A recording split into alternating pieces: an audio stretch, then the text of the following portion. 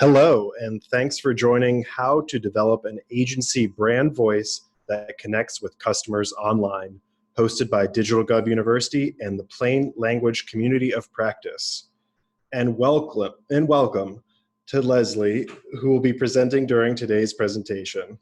Just a note that you can ask questions in the chat in Zoom, and please direct all of your questions to there. With that, I'll turn it over to the Plain Community of Practice lead, Catherine Spivey. Catherine, take it away. Thank you so much, Alex. We're very pleased to welcome Leslie of Haven. I've known her for a very long time as a person interested in and practicing in plain language to everyone's benefit. And we're really looking forward to this agency brand voice topic because I'm seeing more and more of it in social media and people asking questions and things that people are being asked to do. So I am looking forward to learning a lot from Leslie during this. And of course, I've only been able to think of, don't look at me at that tone of voice ever since I've seen that. So please, over to you, Leslie. Thanks a lot, Catherine, and welcome everybody. I'm really happy to be with you today and to offer this webinar, How to Develop an Agency Brand Voice that Connects with Customers Online. I hope our webinar will be as interactive as it can be, and I really do encourage you to ask questions or to share your opinion in the chat box. There are 2 times in the webinar where I will ask you to chat in with an answer, and Catherine will field those answers so I can share some of them with the group. And at the end of the presentation, I've offered all my contact information, including my Twitter handle, which is Leslie O, and it's about, my tweets are about writing in plain language, not pictures of my breakfast and that kind of thing. So for just a very quick introduction, my company is called eWrite, and we've helped lots and lots of companies write in all these channels: web content, emails to customers, chat, text to customers, social media, e-newsletters. This is a classic consultant slide because it has a lot of logos on it.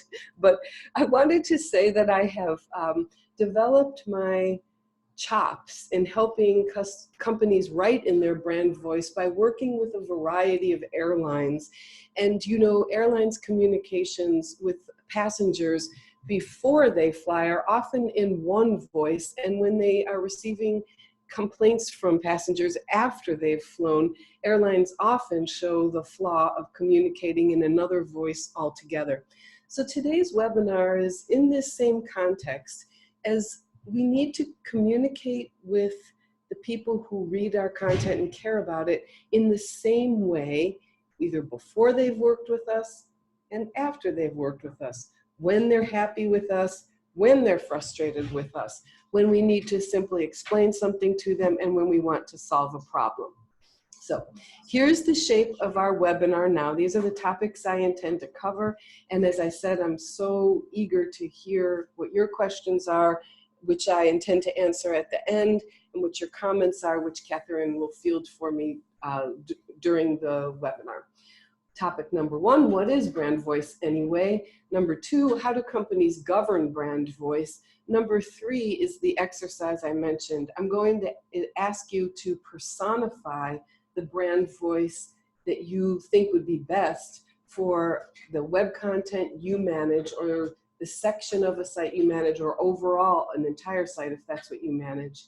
I'll talk a bit briefly about what kinds of problems an inconsistent brand voice can cause, and then I hope I'll leave you on a can-do note at the end about the steps you can take to ensure the content you write is written in a consistent brand voice, you and the other people who contribute content.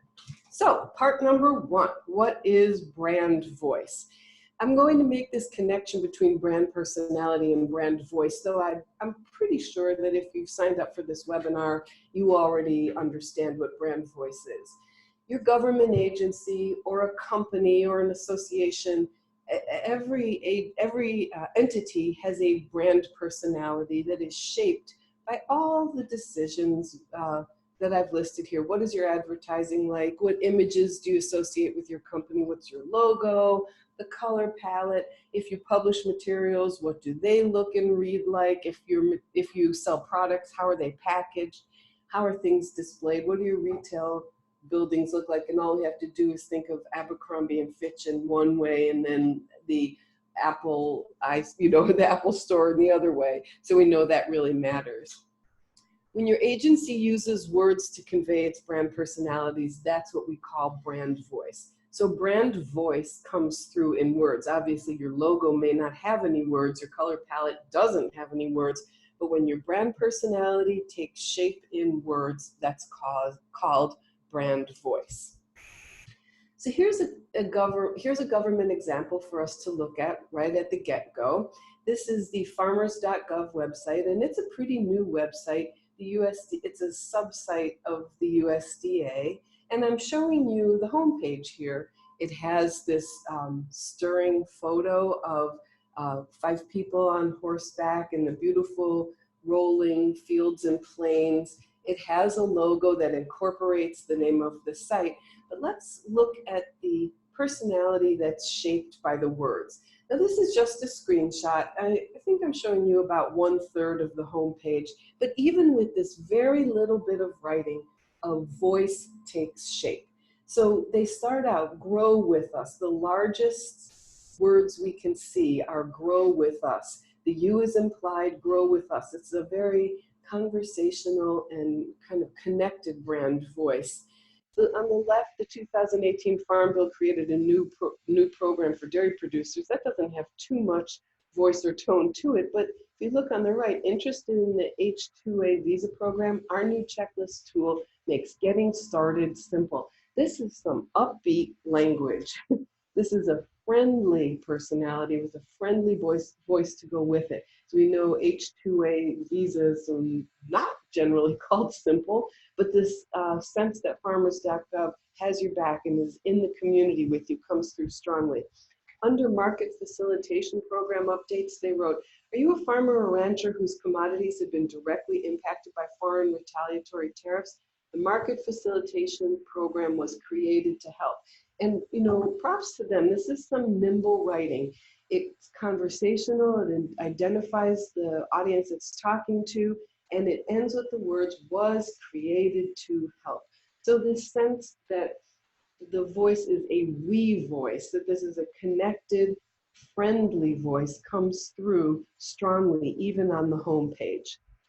Right here, I have grabbed 2 social posts from farmers.gov. On the left, you see a tweet, and on the right, you see an Instagram post, and I made the words a little bit larger so you could see them in the lower right-hand corner.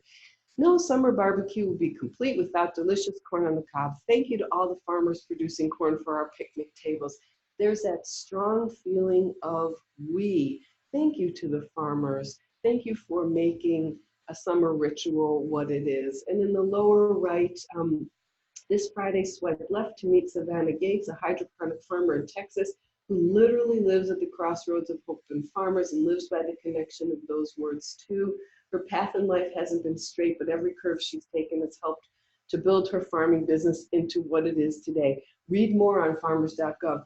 As a connoisseur of fine writing, that Instagram post makes me want to read more on farmers.gov. The conversational, friendly, we're all in this together voice comes through strongly. So the next question, here's one more. In the farmers.gov's website, the recover page, even here, they managed to sustain the voice. So this content is written for people whose farms are in some state of disaster and need to recover from it. Agriculture is a risky business. USDA is here to help you prepare, recover, and build long-term resilience. Again, if this brand voice were a gesture, it might be a hug. Not a creepy one, like a shoulder hug, like you can do it kind of a hug. So how does farmers.gov make this voice consistent? I've shown you an interior page, the home page, and a couple social media posts. That's what we're here about. Here we are at a different USDA website. This is not farmers.gov. And the question is this USDA Disaster Assistance Program, does the writers of this page use the same brand voice as farmers.gov? The readers for this content, the intended readers, are probably some of the same people. And remember, I've just shown you the Recover page at farmers.gov, so I'm showing you a Disaster Assistance Programs page at USDA. And I want you to notice how different the brand voice is on this page. They've written, the USDA Farm Service Agency page says, USDA offers a variety of programs and services to help communities, farmers, ranchers, and businesses that have been hit hard to find out how USDA can further assist you. Even the word choice, can further assist you, does not have the same brand voice as farmers.gov. They would have said, we can help. We can help you. They would have written, there are lots of ways we can help you. So this USDA page has a brand voice that's far more formal, somewhat chillier. And in the box, I copied and pasted their extended offer for help. This is down from the bottom of the page, but I wanted to show it to you. They wrote, have questions, which is pretty casual. And then they said, maybe we can help, which I think is one of the most lukewarm offers of help I have almost ever read. This is a very aloof brand voice and not very connected.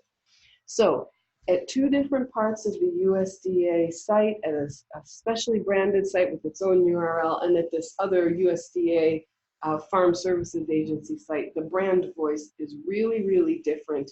And in my opinion, the brand voice at farmers.gov is far likelier to cause the outcomes that they're hoping for, which is connection to the content and use of the content, than the rather chilly brand voice or bureaucratic voice we're seeing here.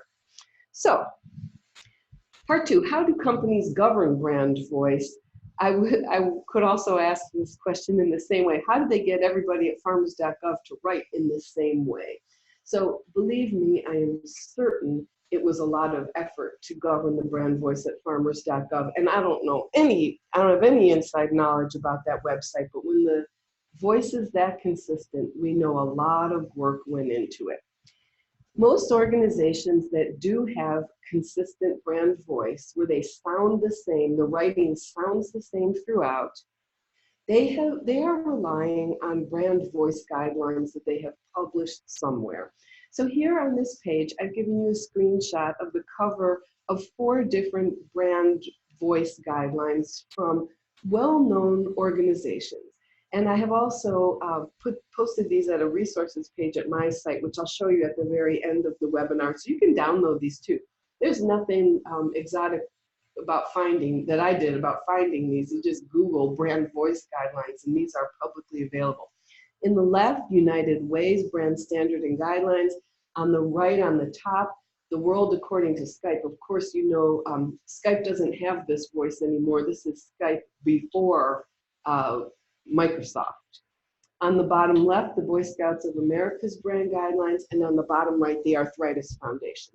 So let me show you a little bit about what a brand voice guideline document looks like, and then we can talk about how well or how weakly such a document can help actual human people write in their organization or their agency's brand voice. This is a screenshot from the Skype guidelines on brand voice. And as you can see on the left, they describe the tone of voice. They say it's unique. As a company built around users, we're plain speaking and human. Humor is an important part of the Skype voice. That's what they said on the left. This is, page 26 and 27 of a 50-page guideline. On the right, they gave an example, and these examples are worth their weight in gold. If you want people to be able to write in the brand voice, you must give them examples. Advice isn't enough. They wrote, for instance, you could think of us as that overly generous aunt who always insists you have a third helping. We prefer to think of ourselves as a big group hug, even a present. Yes, that's it. We're a present, but without the ribbon. So Skype is endorsing this tone of voice, requiring it and blessing it if they want the people who write content for their various publishing platforms to use that voice.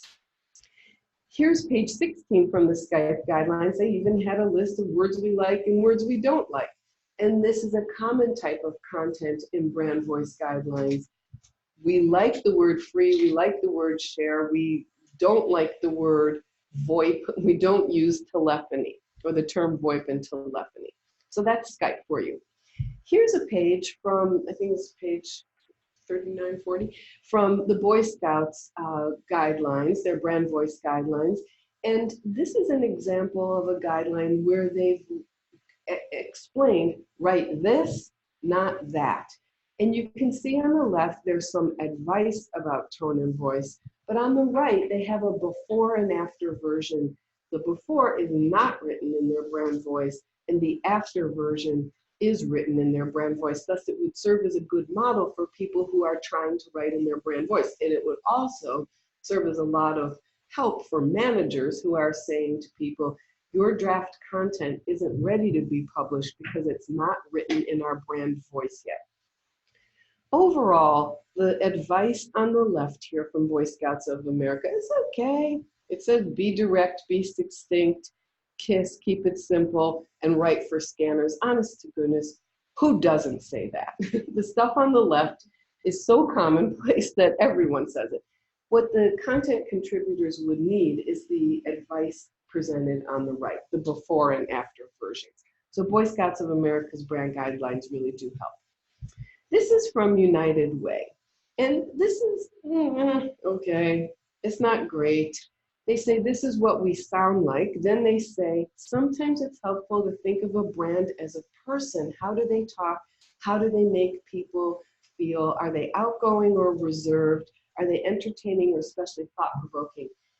I love that start, but they should have finished it. If you want to give a guideline to the people who write your content, then go ahead and personify. It is, a brand is like a person, and for writing guidance, it's really important to go finish the thought. What person are they? So they continued, United Way is honest, optimistic, purposeful. United Way is not fabricated, ungrateful, and vague. But then again, what brand voice is fabricated, ungrateful, vague, passive, and exclusive? Even a really, really exclusive brand like, I don't know, like Rolex wouldn't say, we want to sound ungrateful and vague. You know, no one wants that. So these guidelines are only moderately useful. And last but not least, I'm showing the Arthritis Foundation, and with all the love, this is useless brand voice guidance. This is only useful to maybe the people who work in PR agencies and can finesse and filigree their writing like the suggestions suggest. What we sound like, we sound optimistic but not unrealistic. Huh? We sound practical but not clinical. Maybe. I could follow that. Maybe. We sound serious but not somber. What? I don't know what to make of this, and I don't know how to follow it. So this makes me a little bit sad because we know the Arthritis Foundation put thought into this. They have a brand messaging guide. They went to the trouble of creating guidelines, but they're not, these guidelines aren't practical. They're not easy to follow. So if you are thinking about creating brand voice guidelines, I highly, highly recommend you do it. There are numerous templates you can download. You don't need to create these guidelines out of thin air, but definitely use exemplars. Show not this, but that. Show it. Don't just describe it as we're seeing here. So here's the one question quiz. Will publishing brand voice guidelines mean everyone writes in your agency's brand voice? The correct answer is no. It will not mean that. But you cannot proceed without brand voice guidelines unless you record what you want and make it explicit. You have no right to complain that you're not getting content that's written in your brand voice. The guidelines needn't be really, really long, a few pages, or one really useful parking space online for this content. Just like any other will do. Just like any other guidelines, the guidelines don't cause people to write in the brand voice, but the absence of the guidelines means no one has a destination to move toward. So you must have the guidelines if you have the goal of using a consistent brand voice. Okay, now let's try an exercise. This won't be hard and you won't have to write a lot, but you will have to write a little bit. I'm going to ask you to personify your brand voice, to describe the brand voice that you would like your organization to use by making it human, or if you prefer another noun, maybe, but I'm going to probably challenge you to make it human. Before we engage in this activity, I'd like to tell you a little bit of a story about one of my own clients and how we worked with this activity of personifying a brand voice. The client I'm mentioning is the National Alliance on Mental Illness, and I worked with them several times to provide writing for the web training. And when I started working with them, they had many, many pages describing different mental health conditions, and they were written in a very, very medical, clinical, and rather aloof brand voice. And they had the goal to write them in a way that would help them connect with their readers better and make the content more useful to their readers. So what we did was I challenged them to say, who would you like to be to your readers? Who are you to your readers? This is the exercise of personifying your brand voice. They came up with the idea that they wanted to sound like a friend. But of course, this is quite difficult when you're writing about mental health conditions, because there are some clinical concerns with this type of web content, such as symptoms and pharmaceutical treatments.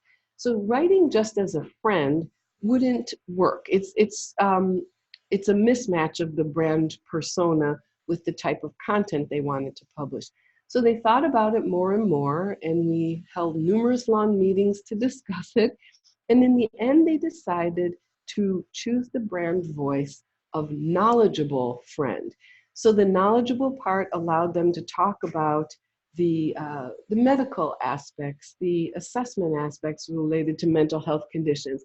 And the friend part of the brand voice allowed them to sound like someone who was relatively close to you, someone you could trust, someone who had your best interests at heart, and someone who could convey hope. And they all agreed. It takes agreeing across the organization for everyone who uses the brand voice. They all agreed to strive to write their content in the voice of a knowledgeable friend. For example, friends don't write as per our recent discussion. Friends write as we discussed. Knowledgeable friends could cite research as we discussed, but they still write in that connected type of a brand voice. So in a little minute, I'm going to ask you to practice this. Let's take a look at a sample first. Right here, I'm giving you to look at the home page of the Consumer Financial Protection Bureau, and I'm asking you the question, who is the CFPB to its customers? I'm asking you for a noun. On the following page, I've just copied and pasted some of the content and made it larger so you could see it. I'm going to give you a moment. You can read the block on the left with the featured content, whether you want to put money aside. The block on the right, we offer clear and partial answers, and the 3 columns on the bottom. I'm going to be quiet for about 15 to 30 seconds, and then I'm going to ask you to chat into Catherine, who is the CFPB to its customers? And I need you to write a noun. Now, I gave you the example of friend, a person noun, not a abstract noun like resource, a person noun. Okay, I gave you the example of friend. There are many, many other choices. I'm not sure I would use friend. This is me being quiet, and then I'll ask for your answers.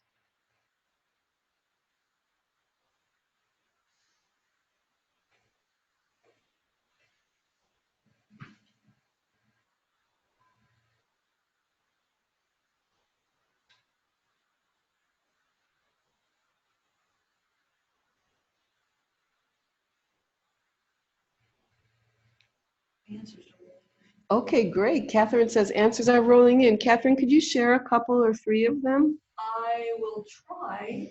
When I say they're rolling, I'll try to share these. When I say they're rolling in, it does mean that I lose the scroll. But one or two. a lot of people said advisor or trusted advisor, librarian, counselor. Someone said banker, mentor, financial planner. Okay. So, This is great. Advisor, friend, banker, mentor. Now, if I were helping the CFPB define its brand voice, we would have to have one of those long meetings now, because advisor is one persona, librarian is another persona, but mentor is another one. And we can't move forward until we agree, which means, some people might not get the persona they think is best.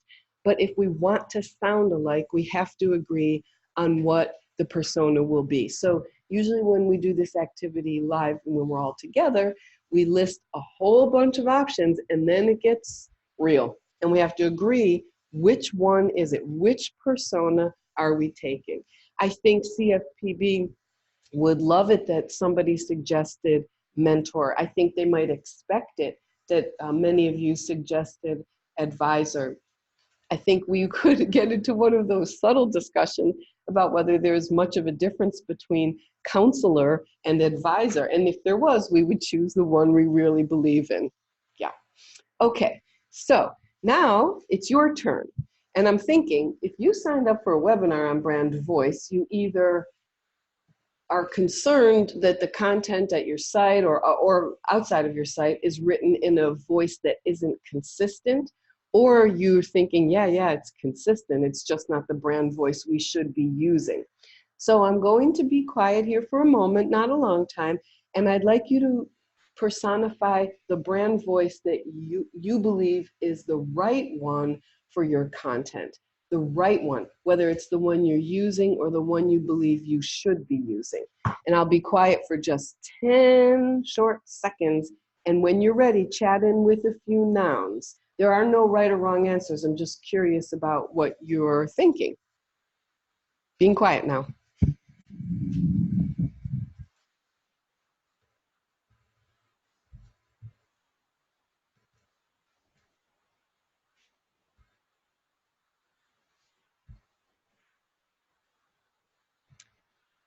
this is Catherine. These are some great answers that I'm seeing. Expert, educator, customer service, trusted friend, expert concierge, benevolent provider. It's really interesting, the words that have been pulled out for this. A lot of them, as I said, advisor, authority, scientist, tutor, regulator, trusted advisor, friendly expert, affable authority. I'll tell you, you guys are knocking it out of the ballpark with these adjectives. Yes. Yeah, very, very interesting, all of these. Well, Public health protector. Now I'll let Leslie go back. Well, you got ahead of me, and how wonderful that you did, because the next step in this exercise of personifying your brand voice is to add the adjective. And when Catherine was reading them, some of you already had paired the adjective with the noun. So if you have advisor, that could imply some sternness or some, I don't know, punitive type, I don't know, high standard type of authority. But one of you paired the word affable with the advisor. That is beautiful, because going forward, you would be able to say to people, hey, I see you've drafted some content. You got the advisor part down really well, but you don't sound too affable. You sound angry, or you sound stale. Can we make this more affable? The exercise is not just, like whatevs. We did that during the webinar. It's meant to help you going forward, to help you decide whether something's ready to publish and likely to give the people who read your content a consistent experience, or whether it's likely to jar them and not give them a consistent experience. So I'm not going to pause for you to report these now, but I'm just give you a few seconds here so that you can add the adjective, because the end of the exercise is that you have a pair of words, the adjective and the noun. And if you can get a little tension between them, the pairing will be more useful as you're going forward. You know, you don't want like ignorant expert. That's too much tension, just a little tension. Approachable expert.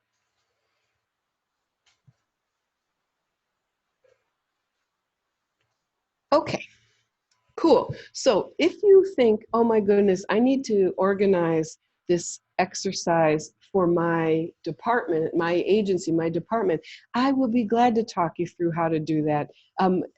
If you email me or call me, I would be glad to tell you how I have done it and maybe plan how to alter it so you can do it with your team. Because again, at the end, everyone has to agree. You might be like, Ralph, that's a great idea, but we didn't agree to it.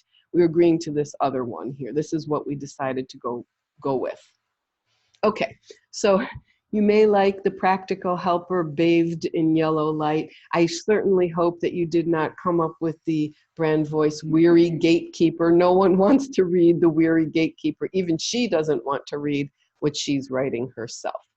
Okay, if we had a brand, when the brand voice is described and when there are exemplars, when there's samples, write this, don't write this, then we can move forward and publish in other channels without too much work. So I don't think, given the time, I think we may not do this activity right now, but well, we could try it, we can see. Here is a bit of a press release about, from CFPB, and I've given you 2 of the 3 paragraphs. The last one was a boilerplate paragraph, and it's about their participation in Money Smart Week, which is not a CFPB program. It's a Chicago Federal Reserve Bank program, but it's about what they did during Money Smart Week. And the idea is, if we were going to move forward to write this tweet about CFPB's participation, we would have a trusted advisor, experienced mentor in our mind, and writing the tweet would be a bit easier. So in the interest of time, I just caught the clock. I think we won't do this one right now, but if you do it and you want to show it to me, well, then you can just email it over and I'll give you some feedback gladly. All right. Again, I was thinking about you before the webinar. I thought, well, why would someone sign up for this webinar? And I imagine a lot of you fear that you do have an inconsistent brand voice on content that should read as a set. It doesn't sound like it's coming from the same organization. That's what I'm imagining brought you here. And what I've experienced and what I heard from the government folks who responded to my request for samples about brand voice before this webinar is, most people hear the inconsistent brand voice and they think, oh, we're Jekyll and Hyde-ing our customers. We sound like this on one page and we sound this other way on another page. Most people think this is the biggest problem with an inconsistent brand voice. So maybe we sound like farmers.gov on one page and then we sound like that really bone dry, bureaucratic disaster assistance program on another page. I don't know. Let's see what we think here at the Peace Corps. Our Peace Corps benefits page. Are they Jekyll and Hyde-ing us? This is the screenshot. Here is the content in the larger side. Do we have multiple personalities on one page? Let's check. Peace Corps service asks a lot of you, but it also has a lot to give. While you serve others, you'll be gaining benefits that last through your volunteer service and well beyond. This sounds honest, a brand voice, personal brand voice. This, to me, it doesn't sound like a parent, but it does sound like a mentor or somebody you idolize asking hard questions of you. But in the financial benefits section, it switches to another voice. This is a bit Jekyll and Hyde. The Peace Corps provides each volunteer with housing and a living stipend that enables them to live in a manner similar to people in their community of service. We're not sure why they switched to referring to the volunteer and not referring to you. If you volunteer, the Peace Corps provides you with housing that enables you to live in a manner similar to the people. Unlike other international programs, there is no charge to participate in the Peace Corps. If they had wanted to, they could really have warmed up that brand voice you will not pay anything to participate in the Peace Corps. So I see a bit of Jekyll and Hyde. The student loan benefits, to me, this block sounds like the first block we saw. Student loans are your responsibility while you're in service. It's very direct, and it doesn't pull its punches. It's personal and it's candid. So I would say, yes, this content does Jekyll and Hyde us a little bit. We could edit it. We could make the brand voice more consistent, but it is yanking us hither and yon a little bit on this page. But quite honestly, I think the biggest brand voice problem we have is what I call the Reginald Cornelius Froggenhall problem. That's the name I've given to this gentleman in the silk top hat. And I don't think that most government agencies struggle with an inconsistent brand voice. I think they consistently sound like this dude. And this is the problem. It's not that the voice is A and then B and then C and then A again. It's that it's just not personal enough, connected enough, or alive enough. That's the problem. So I think if you're planning to, journey out and erase inconsistencies, you better be sure that inconsistency is the biggest problem and not just staleness. We should sound like her, whatever. I never have given her a name, but she's friendly, approachable, in motion. She seems kind of practical. She's not so fussy. But if you sound like this is what you want to go after. So you would do all the same things I've suggested. You would work to define your brand voice, to personify your brand voice, to give guidelines for writing in your brand voice. But you, as the person who's the advocate of the consistent brand voice, aren't going to worry so much that it's too much variety. What you're concerned about is that it's too stale or too bureaucratic and aloof. So, what problems happen if you use a Reginald Cornelius Froggenhall brand voice at your website when you should sound modern and connected? Such a brand voice causes distrust in your agency or program. And I just use the 3 words DMV. When you sound like the DMV, people act towards you like they act towards the DMV. It can cause disinterest in your programs or offerings. Smart Money Week isn't inherently interesting to everyone who can benefit from it. It's only interesting if you write about it in an interesting way, in an alive brand voice. An inconsistent or stale brand voice can cause a high volume of customer service contacts, which means lots of phone calls, emails, chats, and tweets, because people don't trust what you're telling them, or they're not motivated to read it, and so they contact you for help. They don't put in the effort that it takes to understand what you have to say. They ask you for help instead. If you're using a Froggenhall brand voice, your content is impossible to repurpose because that stale stuff will not fly in social media. We have a correction mechanism in place when we write for social media. We realize, everybody can see this. Of course, everyone can see our web content too, but we write in social media, everyone can see this. And what's more, everyone will talk about it. And if the content sounds too stale and is difficult or unfriendly, we're reluctant to use it in social media, and we're correct. It won't work in that kind of a channel where everyone is invited to discuss it. So I hope this slide has pushed you towards, from awareness to despair to action. I hope you didn't linger in despair too long.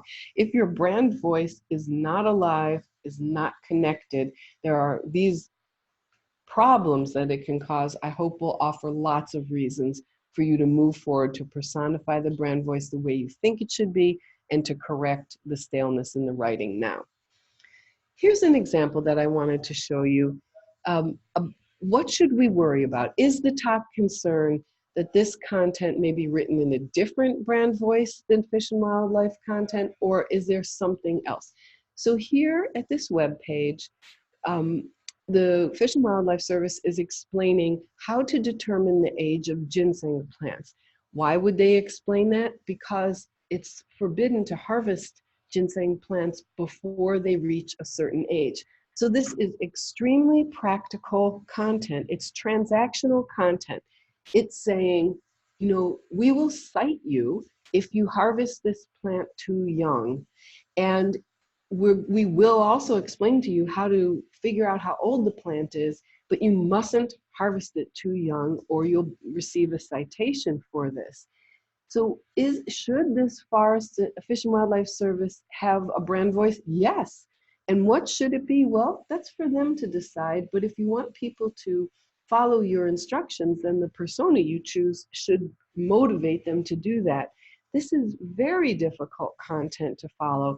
After a clear and easy to understand heading, how to determine the age of ginseng plants, it continues, ginseng plants can be aged before they are harvested by 2 simple methods.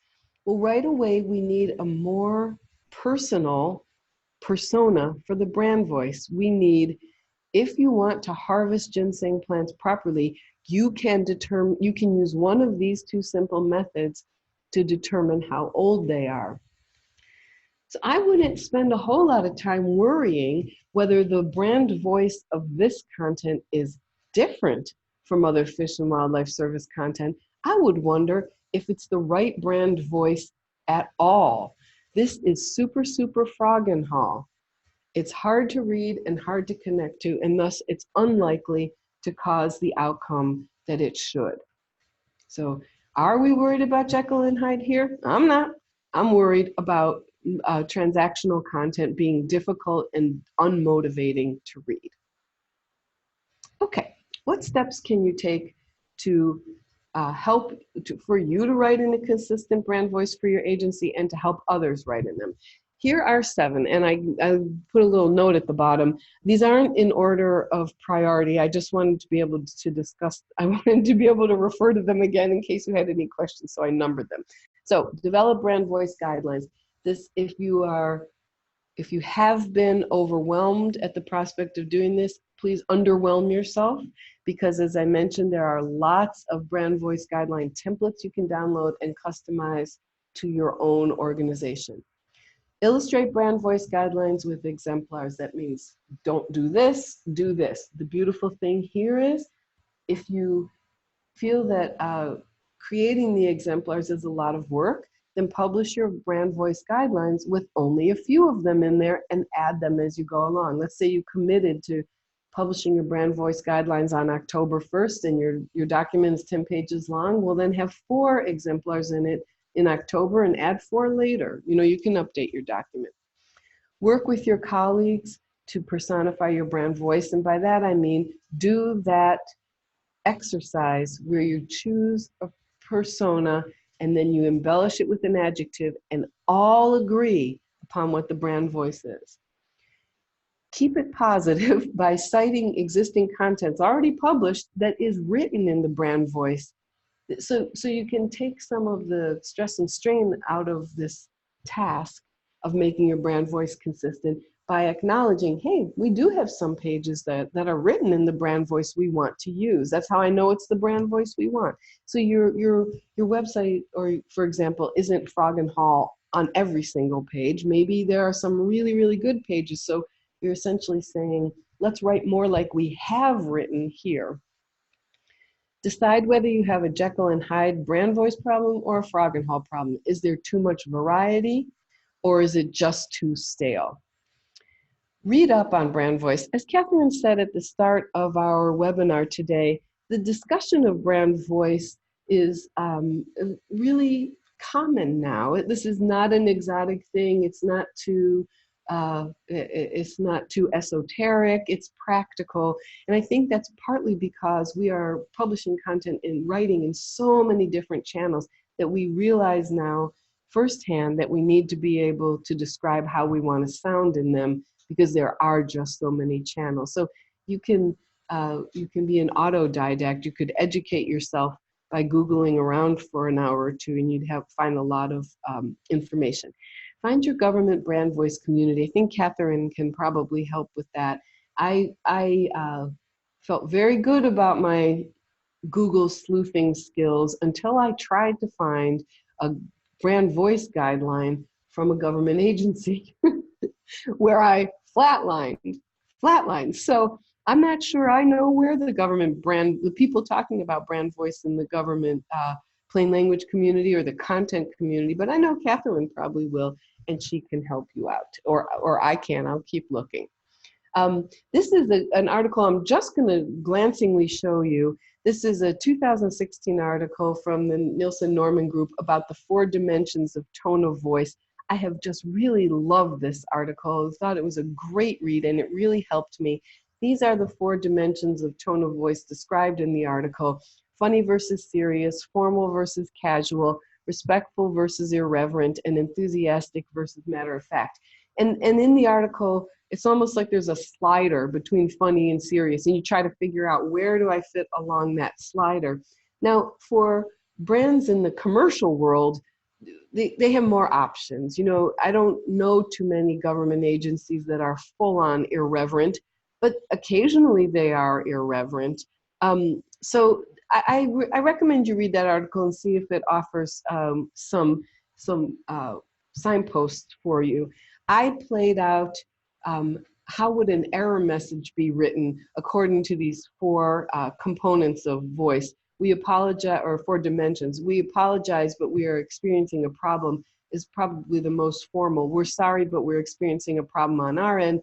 Oops, we're sorry, but we're experiencing a problem on our end. What did you do? You broke it. Just kidding. We're experiencing a problem on our end. And this is one way you might find your brand voice. You might show 4 versions of the same communication, say, which sounds like us, and then carry forward with the people who contribute content with you. So here's a little brand voice case story. Here's the homepage of the U.S. Patent and Trademark Office trademark section. You can see at the USPTO.gov, there's patents, trademarks, IP policy, learning and resources. This is the trademark section. This is quite a direct and straightforward voice. Before you apply, you should familiarize yourself with the basics. Determine if you need a trademark or another form of intellectual property protection. This is a candid, practical, straightforward brand voice. If you look around at some of the other content they published, here's a YouTube video. It is 41 minutes long. Basic facts about trademarks, what every small business should know. And it's this actor, bless his heart, goes by Mark Trademan. Get it? Mark Trademan. And he holds a press conference answering questions from the people in the audience. And you know, you can see the titling of this content, what every small business should know now, not later. The brand voice is consistent, practical, doesn't take itself too seriously, direct. Here's an example from a project that I worked on with the USPTO. And this is an example of how self-service or customer service content also needs to be written in the brand voice. This is the old version of their explanation about how much does it cost to process a trademark application. This is the old version, not written in their brand voice. And you can see, if you skim it real quickly, you can see there's not a single personal pronoun in it.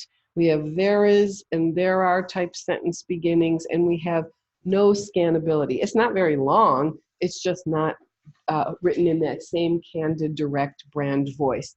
Here is the new version, and you can see that it sounds like maybe Mark Trademan could have offered it at that press conference. The fee for filing your application differs depending on how you choose to file. This is an FAQ sitting in a knowledge base, waiting to be used in self-service situations and also via email. So I hope that you can see the connection. This is not written in the brand voice and does not give customers a consistent experience that they had when they started getting help. This does. An example of writing in the brand voice. So about to take questions, just want to show you one thing. Here at my website, I have listed 11 brand guidelines that I mentioned earlier and 3 resources. The 4 dimensions of tone of voice, which I showed you in this webinar. There's an article at DigitalGov called Finding Your Voice. I linked to that. And there's an article at plainlanguage.gov about brand voice also. So there we go. This is me taking a deep breath and answering questions. And I hope you have a few to ask.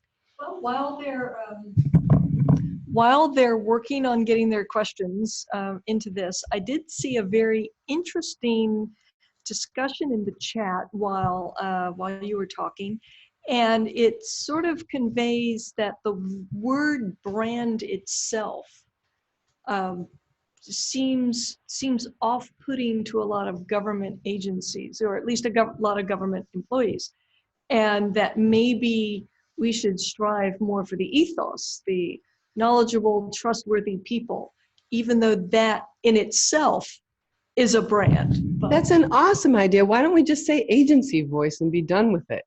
That would be fine. That's an excellent idea. Indeed, why get stuck? You know, recently I was at a plain language meeting, and the people leading it said that they had stopped calling it plain language to the scientists. They were calling it clear writing because they were tired of fighting about the plain. Mm-hmm. So if brand is the issue, is an obstacle, who cares? Push it aside and call it agency voice. That's great. Yeah, and one of the earlier questions was if, and I think this was with the disaster recovery, if you actually can't help in certain circumstances, you know, how do you set the expectation that maybe you can't help? You know, this was the maybe we can help response. Yes, yes. I was thinking specifically of the IRS. Yeah. You know. Yeah. Even goofy writing like maybe we can help usually comes from a good place. So let's take that one by itself. When someone publishes a knowledge base, they're not swearing on a stack of Bibles, you will find your answer here. They're saying this is a body of knowledge, you can look at it. So you can take the maybe off even in that example. We can help is not a sworn oath that we can help. It's an offer of help.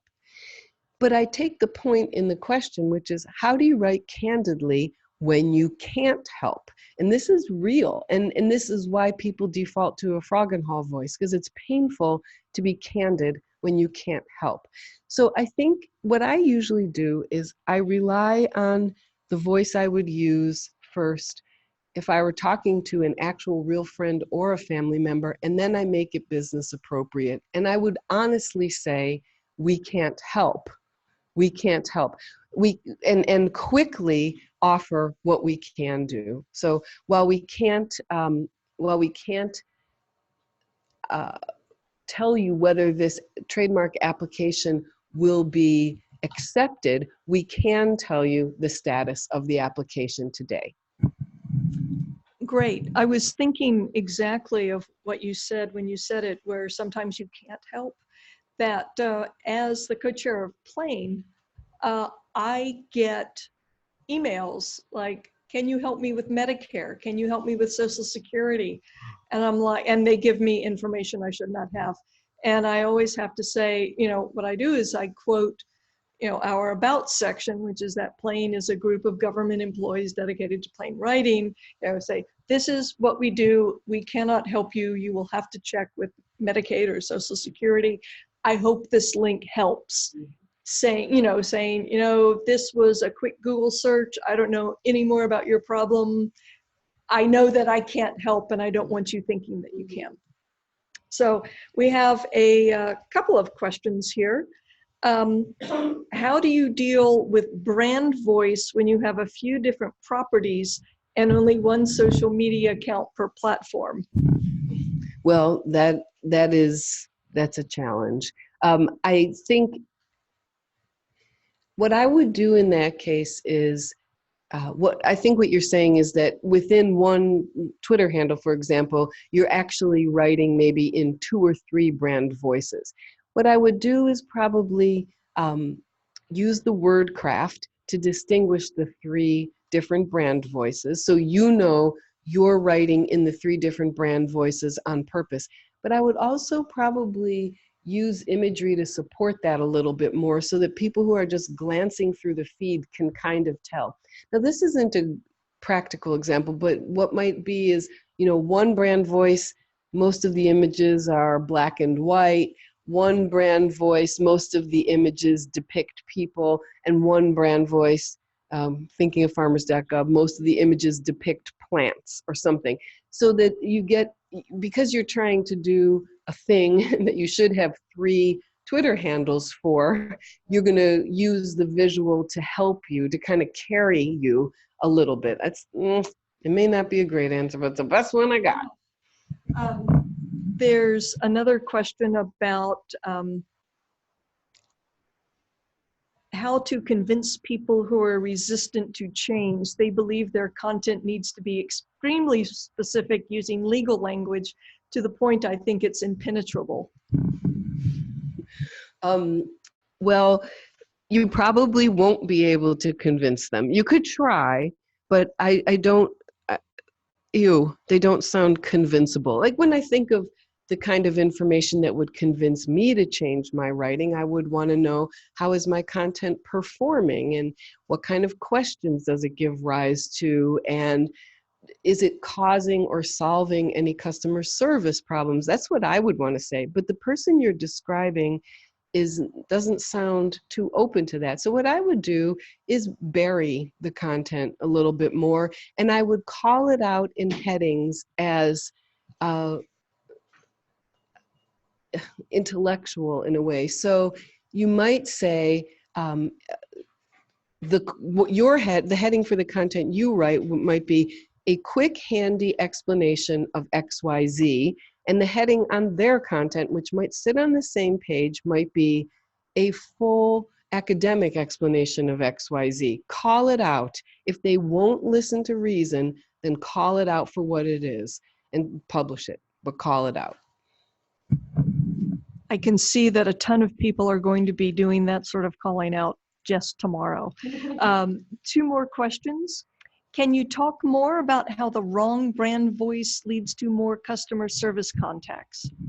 Yes, indeed. So usually customer service contacts happen, I'll say this more weakly, not usually. Often customer service contacts happen when a person has been unable to find information or has had some kind of a bad experience. So they happen in what I would call an after or a second or third contact with your content. The first was hopeful or neutral, So if your brand voice is inconsistent, then you increase the chance that the person will get confused, will be unaware that they have been given the information, or that following the process that's published will actually work. So just that disconnect causes a little confusion or a wear and tear. And then when people aren't sure about, what's going on, or are they being given the right information, they ask for help. All you have to do is ask the frontline customer service agents, do people call in and ask questions that they have done nothing on their own to solve? And if they say yes, they email us or they call us, and we can tell they haven't looked anywhere to help themselves at first, then there's a good chance that they either haven't looked anywhere because they lost hope that they would have a consistent experience with you, or they did look at it, just not mentioning it, and it was a bad experience. And one last question. How does brand voice development relate to human-centered design? Well, that's a great question. It comes back to one of the distinctions I've been making today, which is, do we have a well-defined brand voice, or do we just have a readable non-Froggenhall brand voice? Do we have, are we Geico, or are we just readable civil servants whose content causes no extra wear and tear? User-centered design and plain language, readable, meaningful content go hand in hand. So I would say it's not so much a matter of brand voice, where do you fall on the funny and irreverent scale? It's a matter of writing in a voice where the voice itself supports understanding of the content you're publishing. That is an aspect of user-centered design. And on that hopeful note, I think, yeah, we can all thank you very much, Leslie, for this really interesting. I can see that I have some work to do tomorrow about this, that I will be, looking at some of the this, not that. I think that's a brilliant suggestion. I think people, it really helps people, when you say this is what we're looking for and this other thing, not so much. And just really enjoy it. And I'm going to be passing it on to my team and probably the strategic communications team here as well. So thank you so much. I think I speak for DigitalGov that we're asking for feedback. We sent out the evaluation in the chat box. We're going to be recording this, and I'm waving my hands, sometime in the next few weeks, we'll get this out and we'll send a note to, we'll get this posted on digital.gov and we'll post it to not only the plain listserv, but the list of attendees. So thank you so much for your questions, and I look forward to a lot of discussion on the list. Thank you so much. Have a great rest of the day.